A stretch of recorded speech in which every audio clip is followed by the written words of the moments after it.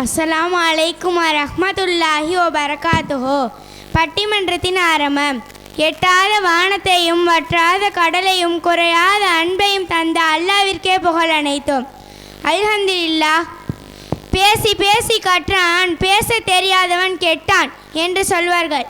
தீர்க்க முடியாத விஷயத்தை கூட பேசி தீர்த்து விடலாம் என்பார்கள். எனவே நம்முடைய அறிவுக்கு சிந்தனை ஊட்டும் வகையில் பிள்ளைகளை திறமசாலியாக உருவாக்குபவர்கள் பெற்றோர்களா அல்லது ஆசிரியர்களா என்ற தலைப்பில் இரு அணி சகோதரிகள் வாதி வந்துள்ளார்கள். முதலாவதாக பெற்றோர்களே என்ற தலைப்பில் பேச வருகிறார் சகோதரி ஃபாத்திமா சானாஸ். அஸ்ஸலாமு அலைக்கும் வரஹ்மத்துல்லாஹி வபரகாத்துஹு. வான் படைத்து இவ்வையகம் படைத்து தீன் படைத்து திரு நபியை படைத்து உண்ண உணவுகளையும் உடைமைகளையும் தந்த அல்லாஹ்வுக்கே புகழ் அனைத்தும். அல்ஹம்துலில்லாஹ். நடுவர் அவர்களே, பிள்ளைகளை திறமசாலியாக உருவாக்குபவர்கள் பெற்றோர்கள்தான். ஏன் தெரியுமா? பெற்றோர்கள்தான் பிள்ளைகளுக்கு முழு பொறுப்புதாரி. ஒரு குழந்தை பிறந்ததிலிருந்து அந்த குழந்தை வளர்ந்த ஆளாகும் வரை அந்த குழந்தைக்கு அவருடைய தேவையை பார்த்து பார்த்து செய்பவர்கள் பெற்றோர்கள்தான். அதனால்தான் அல்லாஹ் தன் திருமறையில் பெற்றோருக்காக கேட்க சொல்லி ஒரு துவாவை கற்று தருகிறான். குல் ரப்பிர் அம்ஹுமா கமா ரப்பயானி ஸகீரா. இறைவா, நான் குழந்தையாக இருக்கும் பொழுது என்னை இருவரும் பராமரித்தது போல் அவ்விருவருக்கும் அருள் புரிவாயாக. இந்த வசனத்திலிருந்து என்ன புரிகிறது? பிள்ளைகளை பெற்றோர்கள் நான் பாதுகாத்து பராமரிப்பது போல் வேறு யாரும் பாதுகாத்து பராமரிக்க முடியாது. அப்படி பாதுகாத்து பராமரிக்கக்கூடிய பெற்றோர்களால் பிள்ளைகளை ஒரு திறமசாலியாக ஆக்க முடியாதா நடுவர் அவர்களே? ஒரு செடியில் இருக்கும் பூ மலர்ந்து அழகாக காய்ச்செடுக்கிறது என்றால் அதனுடைய வேர் உறுதியாகவும் வலுவாகவும் இருந்தால்தான் முடியும். அதுபோல் ஒரு மாணவன் சிறந்து விளங்குகின்றான் என்றால் அதை ஆசிரியருடைய முயற்சியும் தாண்டி பெற்றோரின் பொறுப்புணர்ச்சியால் தான் முடியும். அதனால் தான் அல்லாஹ்வின் தூதர் ஸல்லல்லாஹு அலைஹி வஸல்லம் அவர்கள் அழகிய முறையில் உறவாடுவதற்கு அதிகம் தகுதி உடையவர்கள் பெற்றோர்கள் என்று கூறினார்கள். இன்றைய கால சூழ்நிலையில் ஆசிரியர்களை எடுத்துக்கொள்வோம். பெற்றோர் அளவுக்கு அவர்களுக்கு அக்கறை இருக்காது. படிக்காத பிள்ளைகளை படிக்க வைக்க வேண்டியவர்களே, மாதத்தில் ஒரு பெற்றோர் மீட்டிங்னு வச்சு உங்கள் பிள்ளை சரியாக படிக்க மாட்டேங்கிறாங்கன்னு கம்ப்ளைண்ட் பண்ணுறாங்களே. பிள்ளைகளை சரி செய்யக்கூடியவர்கள் பெற்றோர்கள் தான் என்று விளங்கி கொண்டாங்க. ஆனால் எதுக்கு தேவையில்லாமல் நம்ம எதிரணி சகோதரிகள் 3 பேரும் ஆசிரியர்களை பற்றி மூச்சு திணற பெருமை பேச பக்கம் பக்கமாக மனப்பாடம் பண்ணிட்டு வந்து உட்காந்துருக்காங்கன்னு தெரியல. எனவே நடுவரவர்களே, பிள்ளைகளை திறமசாலியாக உருவாக்குவதற்கு முழு காரணமாக இருப்பது பெற்றோர்கள் தான். பெற்றோர்கள் தான் என்று கூறி வாய்ப்புக்கு நன்றி கூடி விடைபெறுகிறேன். அஸ்ஸலாமு அலைக்கும் வரஹ்மத்துல்லாஹி வபரகாத்துஹு. அல்ஹம்துலில்லாஹ். சகோதரி உண்மையான முறையில் பெற்றோர்களை பற்றி சரியான கருத்து சொன்னாங்க. அதை மறுத்து சொல்வாங்க எதிர்த்தரப்பு சகோதரி. அஸ்ஸலாமு அலைக்கும் வரஹ்மத்துல்லாஹி வபரகாத்துஹு. எல்லா புகழும் வல்லோன் நாயனுக்கே உரித்தாக. அல்ஹம்துலில்லாஹ். நடுவர் அவர்களே, ஏட்டு சுரக்காய் கறிக்கு உதவாதது என்ற ஒரு பழமொழி இருக்கு. அது நம்ம எதிர்த்தரப்பு சகோதரிகளுக்கு தான் பொருந்தும். ஏன் சொல்றேன்னா, நடுவர் அவர்களே, எனது எதிர்த்தரப்பு சகோதரி சொன்னாங்க, ஒரு பிள்ளைக்கு முழு பொறுப்பு தாரி பெற்றோர்கள் தான். வாஸ்தவம் தான். ஆனா இந்த பொறுப்புல பெற்றோர்கள் சரியா இருக்கிறாங்களா? அதானே கேள்வியே. இது ஒரு நியாயமான கேள்விதானே. நடுவர் அவர்களே, எனது எதிரணி சகோதரி சொன்னாங்க, ஒரு குழந்தை பிறந்ததிலிருந்து அது ஆளாகும் வரை பெற்றவங்க தான் தேவைகளை பார்த்து பார்த்து செய்கிறாங்களாம். ஆமா, நான் கேட்குறேன், பிள்ளைகளுடைய தேவைகளை பெற்றவங்க செய்யாம மற்றவங்களா செய்ய முடியும்? இன்னைக்கு பார்த்து பார்த்து பிள்ளைகளுக்கு செய்கிறோம் என்று சொல்றாங்களே, அது எது தேவை என்று பார்த்து செய்கிறாங்களா? புள்ள செல்ஃபோன் வாங்கி கேட்டா அதை வாங்கி கொடுத்துட்றாங்க, லேப்டாப் வாங்கி கேட்டா அதை வாங்கி கொடுத்துட்றாங்க, புல்லட் பைக் வாங்கி கேட்டா அதை வாங்கி கொடுத்துட்றாங்க. கடைசியில் புள்ள படித்து முடிக்க முடியலன்னு போலீஸ் சர்டிஃபிகேட்டை வாங்கி கொடுக்குற நிலைமையாகிவிடும். நடுவர்களே, எனது எதிரணி சகோதரி சொன்ன மாதிரி ஒரு குழந்தை திறமசாலியா போனா அதுக்கு பெற்றோர்கள் தான் காரணம்னா, அவன் உருப்படாம சீரியட்டு போனா அதுக்கும் பெற்றோர்கள் தானே காரணம். சும்மாவா கவிஞர் பாட்டு ஒன்று பாடி வச்சாரு, எந்த குழந்தையும் நல்ல குழந்தை தான் மண்ணில் பிறக்கையிலே, அது நல்லவனாவதும் தீயவனாவதும் அன்னை வளர்ப்பினிலே. ஏன் நம்முடைய நபி என்ன சொல்லியிருக்காங்க? எந்த குழந்தையும் யூதனாகவும் கிறிஸ்துவனாகவும் நெருப்பானியாகவும் இருப்பதில்லை. அவர்களுடைய பெற்றோர்கள் அவர்களை அப்படி ஆக்கி விடுவார்கள். ஆனால் எங்கள் ஆசிரியர்கள் எல்லாம் அப்படி கிடையாது நடுவர் அவர்களே. கல்வி என்பதே ஒரு தங்கம் மாதிரி. அந்த தங்கத்தை மெழுகூட்டி அழகிய ஆபரணங்களை செய்து கொண்டிருக்கும் ஆசிரியர்கள் தான் எங்கள் ஆசிரியர்கள். ஓ, அதான் தங்க மாதிரி கல்விக்கான காசு நாளுக்கு நாள் உயர்தோ? நடுவர் அவர்களே, எனது எதிர்ப்பு சகோதரி சொன்னாங்க, செடியில் வளரும் பூ உறுதியான வேர் இருந்தாலும் கூட மனம் வீசாத பூவாக இருந்தாலும் அதற்கு எந்த மதிப்பும் இல்லை. அதுபோல்தான் பெற்றோர்களின் துணை இருந்தாலும் ஊற்றார்களின் உறவுகள் இருந்தாலும் கற்பிப்போரின் கவனம் இல்லாமல் கற்போரின் மூளை களிமண்ணாகத்தான் போகும். நடுவர் அவர்களே, நபி ஸல்லல்லாஹு அலைஹி வஸல்லம் அவர்கள் கூறினார்கள், என்னை அல்லாஹ் கடினமான போருக்கு உள்ளவனாகவோ ஆக்கவில்லை, எவரையும் வழி தவற செய்பவனாகவோ அனுப்பவில்லை. என்றாலும் இறைநெறியை எடுத்து சொல்லும் ஆசானாகவே என்னை அனுப்பினான் என்று தன்னை ஒரு ஆசிரியராக சிறப்பித்து கூறியிருக்கிறார்கள். என்றால் ஆசிரியர்களுக்கு எந்த அளவிற்கு சிறப்பு இருக்கின்றது என்பதனை சிந்தித்து தீர்ப்பளிக்குமாறு தாழ்மையுடன் கேட்டுக்கொள்கிறேன். அஸ்ஸலாமு அலைக்கும் வரஹ்மத்துல்லாஹி வபரகாத்துஹு. நம்ம சகோதரி எவ்வளோ ரைமிங்காக பேசுனாங்க. பல கவிதை புத்தகங்களை கரைச்சி குடிச்சிருப்பாங்க போல. எல்லாம் அவங்க ஆசிரியர் கொடுத்த ட்ரைனிங். அதை அப்படியே பைனிங் பண்ண வராங்க எதிர்த்தரப்பு சகோதரர்.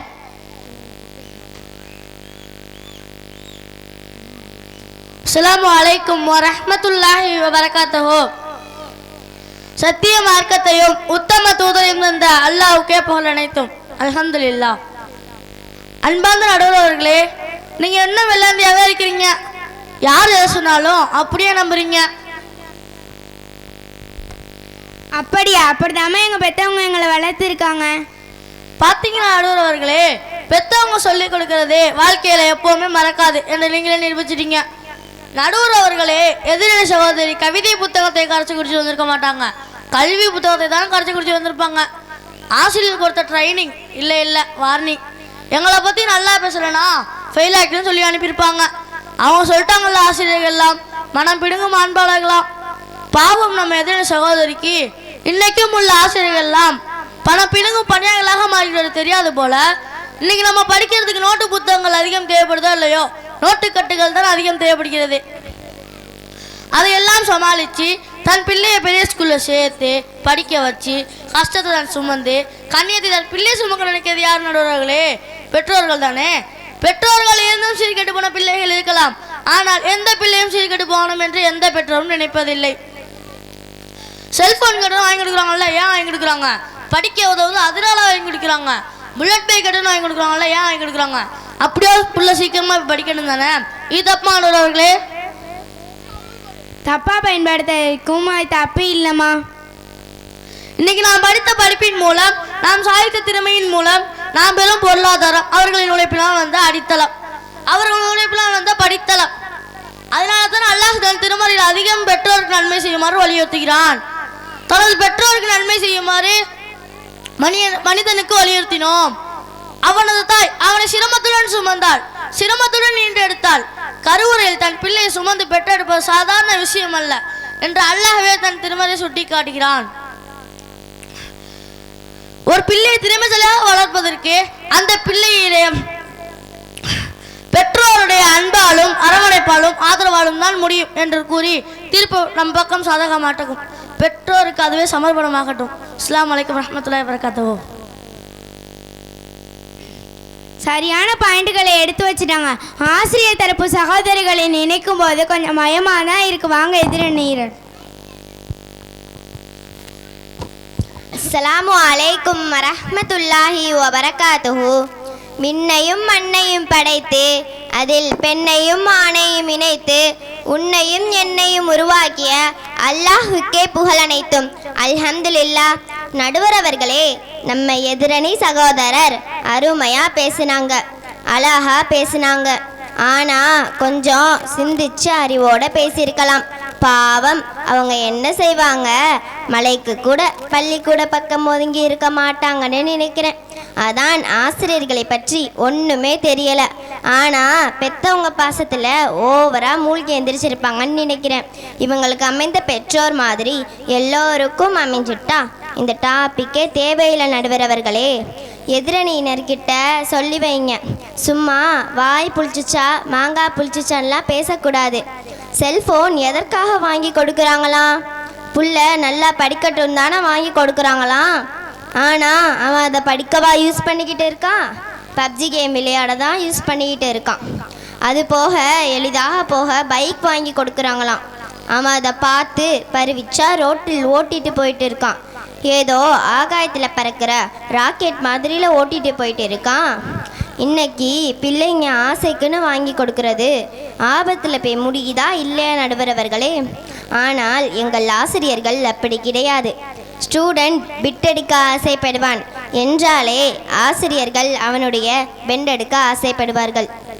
நல்லா படிக்கிற ஸ்டூடெண்ட் வீட்டின் வறுமையின் காரணமாக பாதியிலே படிப்பு நிறுத்துகிற பெற்றோர்கள் எத்தனையோ பேர் பார்த்திருக்கோம். ஆனால் ஆசிரியர்கள் பெற்றோர்கள்ட்ட போய் ஏன் பாதியிலே படிப்பை நிறுத்துறீங்க, உங்கள் பிள்ளை நல்லா படிக்கிற ஸ்டூடெண்ட் என பெற்றோர்கள்ட்டையே தனது பிள்ளை திறமசாலி என விளக்க வைக்கிற ஆசிரியர்கள் எத்தனையோ பேர் பார்த்திருக்கோம். அல்லாஹ் தன் திருமறையில் சும்மாவா சொல்லியிருக்கான், அறிந்தோரும் அறியாதோரும் சமமானவர்களா, அறிந்தோர் தன் நல்லறிவை பெறுவார்கள் என்று அல்லாஹ் தன் திருமறையில் கற்றவர்களையும் கற்றுக் கொடுப்பவர்களையும் சிறப்பித்து கூறுகிறான். ஒரு நாள் ஒரு மாணவனும் ஒரு ஆசிரியரும் ஒரு ஆற்றங்கர பாதையில் நடந்து போயிட்டு இருந்தாங்களாம். சில துறைவிற்கு பிறகு அந்த மாணவன் ஆசிரியருக்கு முன்னாடி போனானா. அப்போ அந்த ஆசிரியர் கேட்டாராம், இவ்வளவு நேரம் எனக்கு பின்னாடி தானடா வந்து கொண்டிருந்த, இப்போ எதுக்கு எனக்கு முன்னாடி போகிறேன்னு கேட்டாங்களாம். அப்போ அந்த மாணவன் சொன்னானா, இந்த ஆற்றங்கர பாதையில் ஒரு ஆபத்து இருக்குது, அந்த ஆபத்தில் எனக்கு ஏதாவது ஆகிட்டா என்னைய மாதிரி 1000 ஸ்டூடெண்ட் நீங்கள் உருவாக்கிடுவீங்க. அதுவே உங்களை மாதிரி ஒரு நல்ல ஆசிரியரை இலக்க விரும்பலை என்று சொன்ன மாணவன் யார் தெரியுமா? அவர்தான் மாவீரன் அலெக்சாண்டர். அவருடைய ஆசிரியர் பெயர் அரிஸ்டாட்டில். எங்கள் ஆசிரியர்கள் ஏணியை போன்றவர்கள். எத்தனை மாணவர்கள் ஏற்றிவிட்டாலும் அதே இடத்திலேயே பொறுமையின்றி இருப்பார்கள். எப்படி சுடர் விளக்கு எறிவதற்கு தூண்டுகோல் வேணுமோ அதுபோல ஒரு மாணவன் விளக்காக ஜொலிக்க தூண்டுகோலாக இருப்பது எங்கள் ஆசிரியர்கள் தான் என்று கூறி வாய்ப்பிற்கு நன்றி கூறி விடைபெறுகிறேன். அஸ்ஸலாமு அலைக்கும் வரஹ்மத்துல்லாஹி வபரகாத்துஹு. நீ சொல்கிறது சரிதாம்மா. பெற்றோர்களே ஆசிரியர்களை நம்பி தானம்மா இருக்காங்க. பெற்றோர்களை நம்பினா மட்டும் போதும் என வாதிட வர்றாங்க எதிர்த்தரப்பு சகோதரி.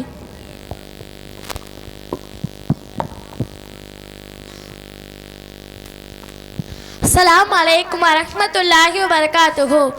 தூணின்றி வானம் வைத்து துணையில்லா ஆட்சி புரியும் தூயவனாம் அல்லாஹுக்கே வான்மன் புகழனைத்தோம்.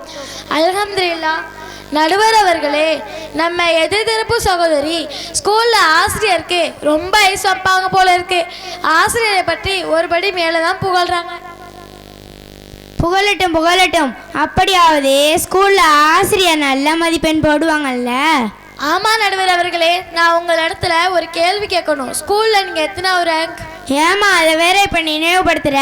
ஸ்டேஜில் வேற உட்காந்துருக்கோம். சரி, அந்த கேள்வியை விடுங்க. ஸ்கூலில் நீங்கள் நல்ல மதிப்பெண் எடுத்திருக்கீங்களா? படிக்கிற வயசில் நான் நல்லா படிச்சிருந்தா பட்டதாரி ஆகியிருப்பேன். இப்படி பட்டிமன்றம் நடத்திக்கிட்டு இருக்க மாட்டேன். அப்படி சொல்லாதீங்க நடுவர் அவர்களே. படிப்புல பிடிப்பு இல்லைனாலும் 4 பேருக்கு நடுவராக இருந்து பகுத்தறிவோடு தீர்ப்பளிக்கிற பண்பாளராக இருக்கிறீங்க. இன்னைக்கு படிக்கிறவங்க மட்டும்தான் சாதிக்க முடியும் என்றால் இந்த நாட்டில் 3/4 பேர் சாதிச்சிருக்கவே முடியாது. அதுக்கு மிகப்பெரிய உதாரணமே பல அறிவியல் கண்டுபிடிப்புகளை கண்டுபிடிச்ச நம்ம தாமஸ் ஆல்வா எடிசன். இவர் சின்ன வயசுலேயே ஸ்கூலை விட்டு நிறுத்தப்பட்டார். பிறவிலேயே காது கொஞ்சம் கேட்காது, அதிகமாக கேள்வி கேட்கும் திறமை கொண்டவர். ஒரு நாள் அவர் வீட்டுக்கு ஆசிரியர் கொடுத்த கடிதத்துடன் வருகிறார். அதை அவரோட தாய் வாங்கி படிச்சுட்டு, நீ அதிக புத்திசாலியாக இருப்பதால் அவரின் அறிவுக்கு ஏற்ற அளவில் இந்த பள்ளி இல்லை என்று எழுதியிருப்பதாக கூறிவிட்டு வீட்டிலேயே பாடங்கள் சொல்லி கொடுத்து வளர்த்தார் நடுவர் அவர்களே. பொதுவாக ஸ்கூல் எடுத்துக்கிட்டிங்கன்னா நல்லா படிக்கிற பெஸ்ட்டான ஸ்டூடெண்ட்னா தான் ஆசிரியருக்கு பிடிச்ச ஸ்டூடெண்டாக இருப்பாங்க. ஆனால் பெற்றவங்களுக்கு அப்படி இல்லை. என்னதான் காக்கா கருப்பாக இருந்தாலும் தாய் காக்காக்கே தன் பிள்ளை தங்க பிள்ளை தான். பிள்ளையை பிடிச்சாலும் பிடிக்கலாட்டியும் இப்படி தாயின் கட்டுப்பாட்டில் பாடங்கள் சொல்லிக் கொடுத்து வளர்க்கப்பட்டவர் தான் பல அறிவியல் சாதனைகளை கண்ட இந்த சாதனையாளர் தாமஸ் ஆல்வா எடிசன் நடுவர் அவர்களே. நம்ம எதிர்த்தரப்பு சகோதரி பெற்றோருக்கே தெரியாத திறமையை வெளிக்கொண்டு வருவது ஆசிரியர்கள் என்று சொன்னார்களே, அந்த ஆசிரியர்கள் கொடுத்த கடிதத்தில் என்ன எழுந்தது தெரியுமா? உங்கள் பிள்ளை மனநிலை சரியில்லாதவர், எனவே பள்ளியை விட்டு விலக்குகிறோம் என்று எழுதியவர்கள் ஆசிரியர்கள் தான். இதுல வேற ஆசிரியர்கள் எல்லாம் சுடர் விளக்கு எரிய உதவும் தூண்டுகோல் போலவாம். நான் தெரியாம தான் கேட்குறேன், வெறும் தூண்டுகோலை வச்சு மட்டும் விளக்கு எரிஞ்சிடுமா? அந்த விளக்கு எறிவதற்கு தன்னையே உருக்கி கிடக்கின்ற திரியும் எண்ணெயும் தான் வேண்டும். அந்த திரியும் எண்ணெயும் பெற்றோர்கள் என்பதை மறந்துவிடக்கூடாது. ஒரு முறை ஒரு சஹாபி நபியிடத்தில் வந்து, அல்லாஹ்வின் தூதரே, நற்செயலில் சொர்க்கத்திற்கு மிக நெருக்கமானது எது என்று கேட்ட பொழுது முதலில் தொழுகை என்றார்கள். அடுத்து தாய் தந்தைகளுக்கு நன்மை புரிவது என்றார்கள். அப்படி என்றால் என்ன அர்த்தம்? அல்லாஹ்விற்கு செய்ய வேண்டிய கடமைகளுக்கு அடுத்து தாய் தந்தைகளுக்கு தான் கடமைப்பட்டிருக்கிறோம். அந்த அளவிற்கு நம்முடைய கடமைகளை நிறைவு செய்யக்கூடியவர்களாக அவர்கள் இருப்பார்கள். சிந்தித்து பாருங்கள்.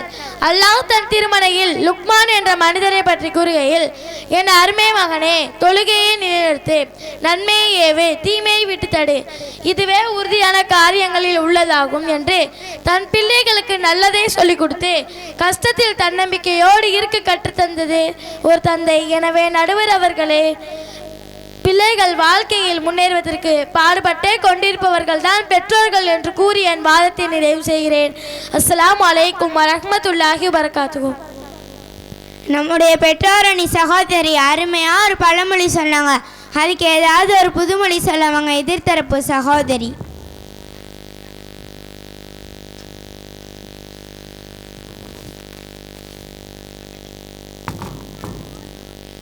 அஸ்ஸலாமு அலைக்கும் வரஹ்மத்துல்லாஹி வபரகாத்துஹு. அளவில்லா கருணையும் நிகரில்லா அன்பும் கொண்ட அல்லாஹ்விற்கே புகழ் அனைத்தும். அல்ஹம்துலில்லாஹ். நடுவர் அவர்களே, டெல்லிக்கு ராஜாவானாலும் பள்ளிக்கு பிள்ளைதான் என்ற பழமொழி ஒன்று உண்டு. நடுவர் அவர்களே, வர வர உங்களுக்கு ஞாபக மறதி ஜாஸ்தியாக போயிட்டு இருக்குன்னு நினைக்கிறேன். என்னம்மா இப்படி ஒரு குண்டை தூக்கி போடுற? பின்ன என்ன நடுவர் அவர்களே, எதிரணி சகோதரி சொன்ன பழமொழியின் அர்த்தம் என்னன்னு உங்களுக்கு தெரியுமா? காக்கா குட்டி கருப்பு தான், ஆனா அதை காக்கா ஒத்துக்கிறாதே. என் பிள்ளை தங்கம் தானே, பொத்தி பொத்தி பாதுகாக்கும். அப்படி பெத்தவங்க இருப்பதால் தான் பிள்ளைங்க உருப்படாம போயிட்டு இருக்காங்க. எதிரணி சகோதரி சொன்னாங்கல்ல, தாமஸ் அல்வா எடிசன் கதையில வர தாய் ஹீரோனி, அது யார் தெரியுமா நடுவர் அவர்களே? அவர் படித்து ஒரு பொறுப்புள்ள ஆசிரியர். இப்படி எதுக்கெடுத்தாலும் ஆசிரியர்களை குறை சொல்வதே வேணான்னு எதிரணி சகோதரர்களிடம் சொல்லுங்கள். ஏன்னா பட்டிமன்றம் முடிச்சதும் நாளைக்கு ஸ்கூலுக்கு போய் தான் ஆகணும். நடுவர் அவர்களே, ஒரு குழந்தையை இந்த உலகத்திற்கு அறிமுகப்படுத்தியவர் தாய் என்றால் அந்த குழந்தைக்கு இந்த உலகத்தையே அறிமுகப்படுத்தியவர் ஆசிரியர்கள் தானே நடுவர் அவர்களே.